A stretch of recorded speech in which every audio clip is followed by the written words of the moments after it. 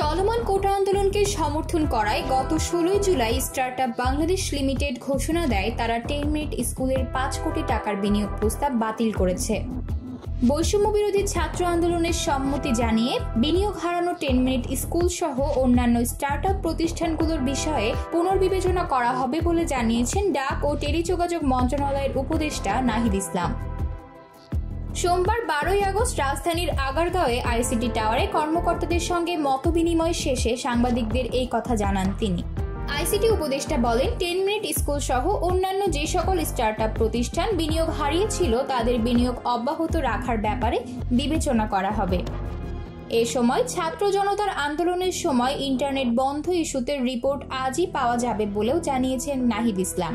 এ ঘটনায় সাবেক প্রতিমন্ত্রী সহ যারা জড়িত থাকবেন সবার বিরুদ্ধেই ব্যবস্থা নেওয়া হবে বলে জানান তিনি। এর আগে সকাল 9টায় রাজধানীর আগারগাঁওয়ে অবস্থিত আইসিটি টাওয়ারে যান উপদেষ্টা নাহিদ ইসলাম। তাকে স্বাগত জানায় কর্মকর্তারা। পরে বিদেশি সম্মেলন কক্ষে বৈঠকে বসেন তিনি।